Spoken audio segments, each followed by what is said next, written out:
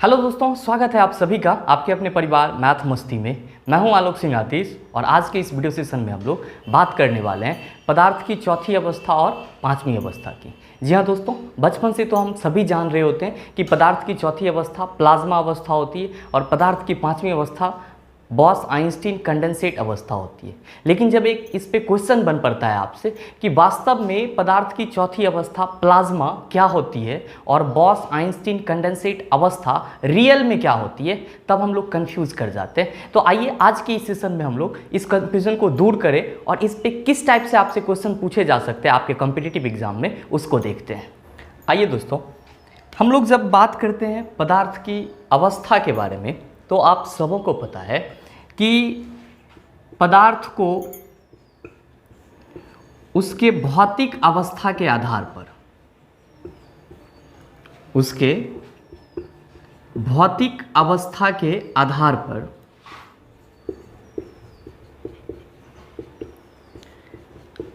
पर अधिकतम 5 भागों में विभाजित किया गया है या बांटा गया है। अधिकतम 5 भागों में। अब आप कहेंगे कि सर वो भाग कौन कौन से हैं, कौन कौन सा पदार्थ का टाइप है। तो पहला आपका आता है ठोस, जिसको हम लोग सॉलिड बोलते हैं। दूसरा आता है आपका द्रव, जिसको हम लोग लिक्विड बोलते हैं। तीसरा आता है आपका गैस, जिसको हम लोग क्या कहते हैं, ये पदार्थ की तीसरी अवस्था है। और फिर क्या आता है आपका प्लाज्मा। और नेक्स्ट आपका आता है BEC, जिसको हम लोग फुल फॉर्म में बॉस आइंस्टीन कंडेंसेट स्टेट कहते हैं। दोस्तों, पदार्थ को उसके भौतिक अवस्था के आधार पर ये अधिकतम 5 भाग हैं। इससे ज़्यादा और कोई इसका टाइप नहीं है और कोई इसका प्रकार नहीं है। तो आप देख रहे हैं कि पहले में आपका ठोस आता है, दूसरे में आपका द्रव आता है और तीसरे में गैस आता है और चौथे में प्लाज्मा आता है। तो पहला क्वेश्चन आपका यहीं पे सॉल्व हो जाता है कि पदार्थ की चौथी अवस्था कौन सी है, तो प्लाज्मा अवस्था है। नेक्स्ट आपका 5वें नंबर पे आता है कि BEC, इसको हम लोग बॉस आइंस्टीन कंडेंसेट अवस्था कहते हैं। बॉस आइंस्टीन कंडेंसेट अवस्था कहते हैं। तो ये आपका 5वें नंबर पे है, तो इसको हम लोग 5वीं अवस्था कह देते हैं और इसका नाम बॉस आइंस्टीन कंडेंसेट बोलते हैं। शॉर्ट फॉर्म में इसी को BEC के नाम से जाना जाता है।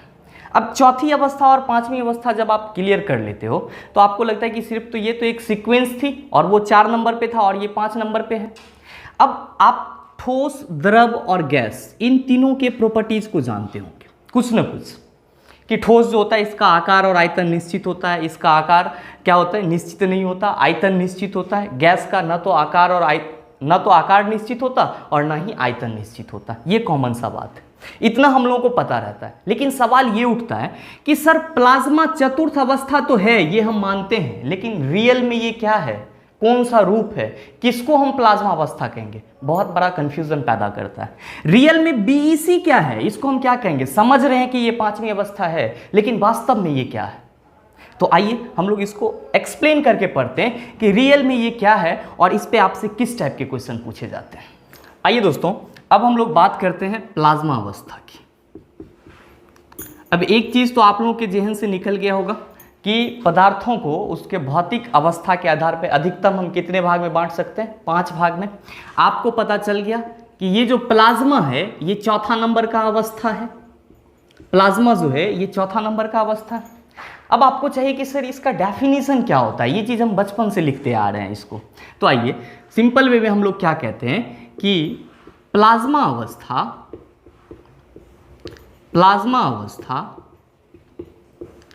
आयनिक गैस का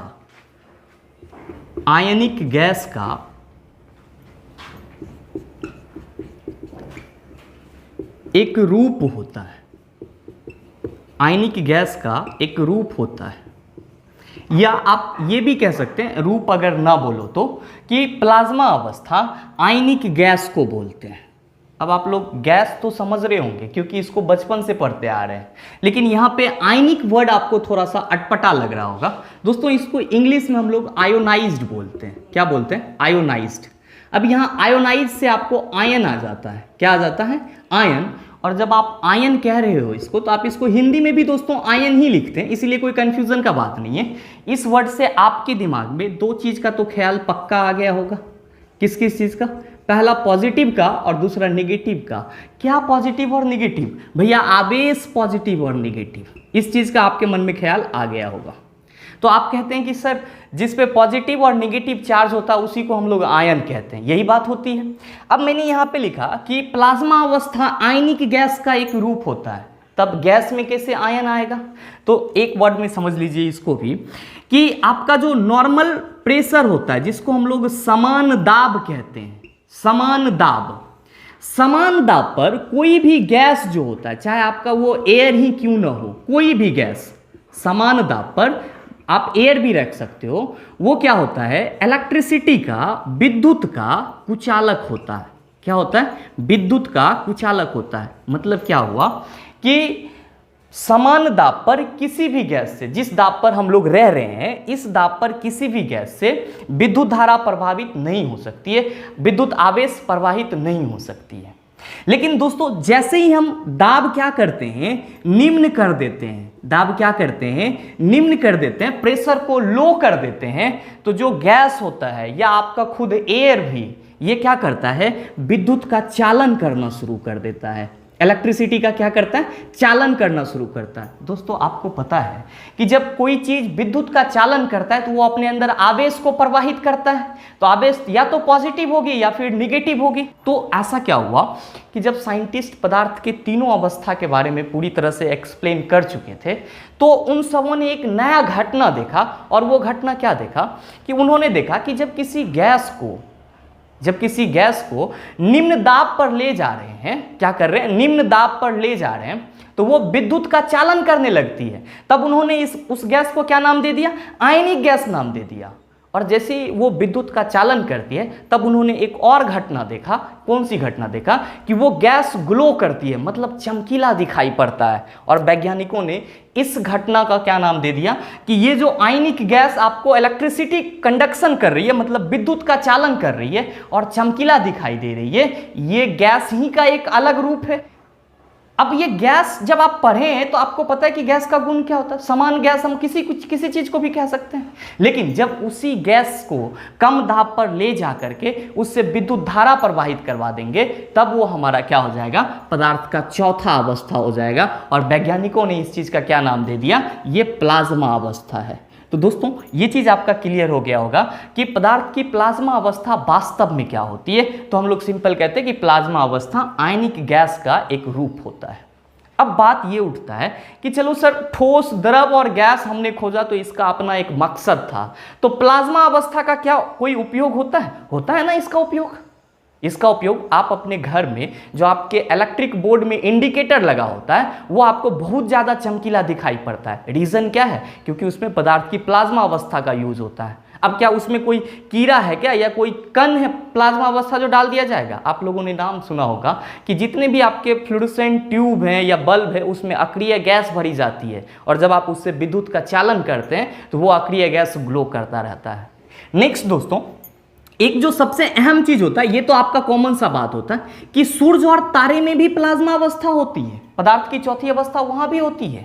सूर्य और तारे का चमकीला दिखाई पड़ना, ये सबसे आपका कॉमन फिनोमिना है। आपके एग्जाम में बार बार आपको इससे क्वेश्चन पूछा जाता है, सूर्य और तारे का क्या होना? तारे का चमकीला दिखाई पड़ना। तारे का चमकीला दिखाई पड़ना किसका कारण होता है? तो पदार्थ की प्लाज्मा अवस्था के कारण होता है। अब दोस्तों आप यहां पे देख रहे हैं कि चलो सूर्य और तारा का चमकीला दिखाई देना, ये तो प्लाज्मा अवस्था के चलते होता है। इलेक्ट्रिक बोर्ड में इंडिकेटर का चमकीला दिखाई पड़ना, प्लाज्मा अवस्था उसमें अवेलेबल है। अब बात आती है कि क्या सर प्लाज्मा जो है वो चुंबकीय क्षेत्र से प्रभावित होगी? ये आपका क्वेश्चन पूछा जाता है। तो आपको मालूम होना चाहिए कि जब कोई चीज विद्युत का चालन कर सकता है तो वो मैग्नेटिक फील्ड से भी प्रभावित हो सकता है। मतलब ये हुआ कि प्लाज्मा अवस्था विद्युत का चालन करती है, विद्युत का चालन करती है, साथ ही साथ चुंबकीय क्षेत्र से भी प्रभावित होती है, चुंबकीय क्षेत्र से प्रभावित होती है, अफेक्टेड होती है, प्रभावित होती है। अब दोस्तों, अब आप कहेंगे कि सर कंसेप्ट क्या है, इसके बारे में इतना ही है। अगर आप कॉम्पिटिटिव एग्जाम दे रहे हैं तो आप देखे होंगे कि जनरली आपके एग्जाम में इतना सा ही बहुत सारा क्वेश्चन बन जाता है। अब आप कहेंगे सर इस पे क्वेश्चन कैसे कैसे बनते हैं, ये आपका, जब आप कहते हैं कि सर इस पे क्वेश्चन कैसे कैसे बनता है, तो पहला क्वेश्चन आपका आ जाता है कि निम्नलिखित में से पदार्थ की चतुर्थ अवस्था कौन सी है। आपका आंसर क्या होगा, प्लाज्मा अवस्था होगा। निम्नलिखित पदार्थ की अवस्थाओं में से कौन सी पदार्थ की अवस्था चुंबकीय क्षेत्र से प्रभावित होती है, तो प्लाज्मा अवस्था चुंबकीय क्षेत्र से प्रभावित होती है। सूर्य और तारे का चमकीला दिखाई देना निम्नलिखित में से किसके कारण होता है, तो आप कहेंगे प्लाज्मा के कारण होता है। नेक्स्ट एक और क्वेश्चन इस पे बनता है दोस्तों कि जब आप कहते हो कि प्लाज्मा अवस्था आपके पदार्थ का चतुर्थ अवस्था है, तो इसका आकार और आयतन क्या होगा, क्योंकि अगर आप ऊपर के तीनों अवस्था के बारे में पढ़ो तो कहीं ना कहीं आप उसके आकार और आयतन के बारे में जरूर पढ़ते हो। तो आप यहां पे देख रहे हैं दोस्तों कि ये आयनिक गैस का रूप है। सो जस्ट लाइक ये गैसियस फॉर्म में ही है, इसलिए प्लाज्मा अवस्था की ना तो कोई आकार होती है और ना ही कोई निश्चित आयतन होती है। तो अगर आपसे इससे रिलेटेड क्वेश्चन आए तो ये भी आप बना सकते हो। उम्मीद करते हैं दोस्तों प्लाज्मा अवस्था को आप अच्छे से समझ पाए होंगे और इस पे अब जो भी क्वेश्चन आएगा उसको आप आसानी से बना लेंगे। आइए दोस्तों, अब हम लोग नेक्स्ट बात कर लेते हैं किसकी, बीईसी की। आप में से तो बहुत सारे को इसका भी कंफ्यूजन हो जाता है कि सर इसका फुल फॉर्म क्या होता है बीईसी का। तो कुछ नहीं, सिंपल जिस तरह हिंदी में लिखते हैं BOSISE, बॉस आइंस्टीन कंडेंसेट, इसको हम लोग बोलते हैं। और इसी को दोस्तों हम हिंदी में भी लिख देते हैं बॉस आइंस्टीन कंडेंसेट। एक चीज तो आपका क्लियर हो गया होगा कि सर ये पदार्थ की कौन सी अवस्था है, तो ये पांचवी अवस्था है। कौन सी अवस्था है, पांचवी अवस्था है। अभी आपने देखा इस चीज को। अब फिर बात वही आ जाती है कि सर एक्चुअल में बीईसी क्या है, बॉस आइंस्टीन कंडेंसेट अवस्था क्या है। अब जब वास्तव में आप इसकी डेफिनेशन की बात करते हो तो क्या कहते हैं कि दोस्तों जब वैज्ञानिकों ने पदार्थ की चौथी अवस्था तक अपना खोज जारी रखा, उन्होंने एक बार फिर एक नया प्रयोग किया। क्या प्रयोग किया कि उन्होंने कम घनत्व वाली गैस को लिया, मतलब ऐसा गैस जिसका घनत्व क्या हो, बहुत कम हो, कम घनत्व वाली गैस को लिया। अच्छा, घनत्व आप लोग समझ रहे होंगे क्या होता है, तो इसको कहते हैं दोस्तों हम लोग द्रव्यमान बटा आयतन। घनत्व को द्रव्यमान बटा आयतन कहते हैं। मतलब क्या कि किसी भी कण का प्रति एकांक आयतन पर जितना द्रव्यमान होता है उसी को घनत्व कहते हैं। तो कम घनत्व वाली गैस लिया, ध्यान से देखेंगे उन्होंने क्या करा कि जब कम घनत्व वाली गैस को बहुत ही न्यून तापमान पर ले गया तो उन्होंने देखा कि पदार्थ का एक नई अवस्था का फॉर्मेशन हो रहा है। पदार्थ की एक नई अवस्था का फॉर्मेशन हो रहा है, नई अवस्था का फॉर्मेशन हो रहा है। और उन्होंने इस चीज का नाम क्या दे दिया, बीईसी नाम दे दिया। क्या नाम दे दिया, बीईसी नाम दे दिया। अब आप कहेंगे कि सर आप तो अभी जस्ट ठोस के बारे में बताए, द्रव के बारे में बताए, प्लाज्मा के बारे में बताए, गैस के बारे में बताए, लेकिन ये सारे चीज़ों में एक ना एक रूप थी। लेकिन इसका तो वैज्ञानिक कोई रूप नहीं क्लियर कर पाया कि प्लाज्मा अवस्था, जिस तरह प्लाज्मा अवस्था को क्लियर कर दिया गया कि ये आयनिक गैस का रूप है, उस तरह पांचवी अवस्था को तो क्लियर नहीं कर पाया कि ये किस चीज़ का है। ये सिर्फ इतना बताया कि जब कम घनत्व वाली गैस को न्यून तापमान पर रखेंगे तो एक नया अवस्था फॉर्म हो जाएगा, और उस नया अवस्था को उन्होंने बीईसी नाम दे दिया। भाई बीईसी क्यों, क्योंकि इसको जो खोज कर रहे थे, वो खोज करने वाले साइंटिस्ट कौन थे, सत्येंद्रनाथ बोस थे। सत्येंद्रनाथ बोस थे और अल्बर्ट आइंस्टीन, और कौन थे, अल्बर्ट आइंस्टीन। दोनों, इसी दोनों के नाम पे दोस्तों, सत्येंद्रनाथ बोस और अल्बर्ट आइंस्टीन के नाम पे इस पदार्थ की नई अवस्था का क्या नाम रखा गया कि ये पांचवी अवस्था है। अब आप कहेंगे कि सर चलो ठीक है, ये मान लिया कि जब गैस को हम कम घनत्व पे ले गए होंगे तो वो एक नई अवस्था फॉर्म हो गई। हम बोल रहे हैं नई अवस्था, आप लोग भी मान रहे हैं नई अवस्था, लेकिन जरा सा आप सोचिए, आपका इसी कंसेप्ट से सुपर फ्लूइडिटी का भी प्रॉपर्टीज आया था। सुपर फ्लूइडिटी, आप लोगों ने सुपर कंडक्टिविटी का नाम सुना होगा। वहां पे क्या होता है, अति चालकता इसको बोलते हैं। क्या बोलते हैं कि जब किसी पदार्थ का प्रतिरोध, किसी चालक पदार्थ का प्रतिरोध कम हो जाता है तो उससे बहुत ही तीव्र गति से विद्युत धारा प्रभावित होती है, प्रवाहित होती है। तब हम लोग कहते हैं कि इसमें अति चालकता का गुण है। ठीक उसी तरह सुपर फ्लूइडिटी का मतलब क्या हुआ कि यहां पे घर्षण 0 हो जाए और पदार्थ बहुत तेजी से आपका बहना शुरू कर दे, मतलब फ्लो होना शुरू कर दे, उसी को हम लोग सुपर फ्लूइडिटी बोलते हैं। और ये कंसेप्ट कहां से आया था? ये कंसेप्ट आया पदार्थ की 5वीं अवस्था से। तो ये इसमें एक नई बात हो जाती है कि पदार्थ की 5वीं अवस्था से हम लोग को क्या कंसेप्ट मिलता है, सुपर फ्लूइडिटी का कंसेप्ट मिलता है। लेकिन आप जरा सा सोचिए यहाँ पे कि सर ये सुपर फ्लूइडिटी किस में आएगा, गैस में आएगा या आपका द्रव में आएगा या फिर ठोस में आएगा? क्योंकि भैया हम यहाँ पे कम घनत्व वाली गैस को न्यून तापमान पे उसको ठंडा कर रहे हैं। जब ठंडा कर रहे हैं, आप किसी भी गैस को जब आप ठंडा करते हैं तो वो द्रव में परिवर्तित हो जाता है। आप बोलेंगे एग्जाम्पल दीजिए। अरे भैया जब आप चाय बनाते हैं अपने घर में तो आप लोग देखते होंगे कि चाय की केतली को आप जब चूल्हा पे चढ़ाते हैं तो उसका जो पानी होता है वो धीरे धीरे वाष्पित होकर के ऊपर जाना शुरू कर देता है और आपके किचन के शेड में लग जाता है। जब आपका चाय बना हुआ खत्म हो जाता है तो वो पानी, जो वाष्प आपका किचन के शेड में लगा हुआ है, धीरे धीरे ठंडा होकर के द्रव में बदलना शुरू हो जाता है। मतलब ये हुआ कि जो गैस है, गैस को जब ठंडा करेंगे तो वो किस में बदल जाएगा, द्रव में। और इस बदलने की प्रक्रिया को संघनन कहते हैं, कंडेंसेशन कहते हैं। और यहाँ पे मैंने कंडेंसेट लिखा भी है। यहाँ पे मैंने क्या लिखा है, कंडेंसेट लिखा भी है। मतलब यहाँ पे गैसों का संघनन हो रहा है और जब गैस का संघनन होगा तो किस में बदलेगा, द्रव में बदलेगा। और द्रव में बदला, इसीलिए उन्होंने इस चीज को सुपर फ्लूइडिटी का नाम दिया। लेकिन वैज्ञानिक अभी तक इस चीज का कंसेप्ट क्लियर नहीं कर पाए हैं कि ये आपका गैस द्रव में परिवर्तित हो जाता है या किसी और चीज में। बस उन्होंने इतना बता दिया कि पदार्थ की जो 5वीं अवस्था है उससे हम लोग को सुपर फ्लूइडिटी के बारे में कंसेप्ट मिलता है। मतलब इसको हम लोग कह सकते हैं कि अति प्रवाह के बारे में क्या मिलता है, कंसेप्ट मिलता है। अब ये क्या होता है, आप प्रतिरोध समझते हैं तो चालक तार में तो समझ गए कि अति चालकता होगी। इसका मतलब ये हुआ कि कोई अगर वस्तु एक सरफेस से दूसरे सरफेस पे अगर मूव करता है तो वो उसके घर्षण बल के विरुद्ध करता है। अगर हम घर्षण 0 कर देंगे तो क्या हो जाएगा, घर्षण 0 कर देंगे तो ये बहुत तेजी से मूव करने लगेगा। सेम इसी चीज को यहाँ पे भी अप्लाई किया गया कि अगर किसी वस्तु में सुपर फ्लूइडिटी की प्रॉपर्टी होगी तो उसका घर्षण क्या हो जाएगा, 0 हो जाएगा। उसका घर्षण क्या हो जाएगा, 0 हो जाएगा। ये आपका इंपॉर्टेंट कंसेप्ट है बीईसी के बारे में। अब सवाल ये उठता है कि चलो सर ये सारे चीज हम समझ गए, ये सारे चीज हम समझ गए, अब इन दोनों को क्या इस काम के लिए कोई चीज मिला, कोई पुरस्कार वगैरह मिला? इससे भी क्वेश्चन पूछा जाता है कि सत्येंद्र नाथ बोस और अल्बर्ट आइंस्टीन को निम्नलिखित में से किस काम के लिए नोबेल पुरस्कार मिला था? तो दोनों को बीईसी पदार्थ की 5वीं अवस्था को खोजने के लिए नोबेल पुरस्कार मिला था। अब कब मिला था? तो 1995 में, 1995 में इसको नोबेल पुरस्कार मिला था। हालांकि अभी भी आपको किसी भी बुक में पदार्थ की 5वीं अवस्था के बारे में फुल डिटेल कहीं से नहीं दिया हुआ है, लेकिन एग्जाम में आपको क्वेश्चन पूछे जाते हैं इससे।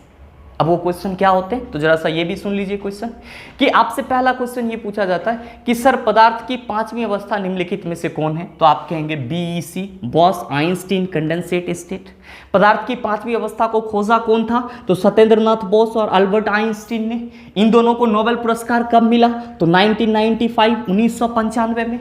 फिर आपसे एक क्वेश्चन और बन पड़ता है कि पदार्थ की 5वीं अवस्था किस चीज के कंसेप्ट का खोज करती है? तो सुपर फ्लूइडिटी की कंसेप्ट का खोज करती है, अति प्रवाह का खोज करती है।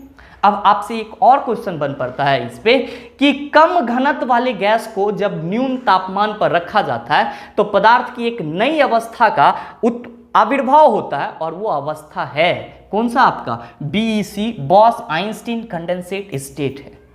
दोस्तों उम्मीद करते हैं कि ये दोनों ही चीज को आज आप अच्छे से समझ पाए होंगे और इस पे जो भी क्वेश्चन बन पड़ेंगे आप उसको आसानी से सॉल्व कर लेंगे। मिलते हैं हम लोग फिर अगले वीडियो सेशन में। अगर आपको वीडियो अच्छा लगा होगा तो वीडियो को लाइक कीजिएगा, चैनल को सब्सक्राइब करके बेल आइकन दबा लीजिएगा ताकि आपको इस तरह के वीडियो सबसे पहले आपके पास पहुंचे और आप उसका भरपूर फायदा उठा पाए। और साथ ही साथ वीडियो को शेयर करना मत भूलिएगा।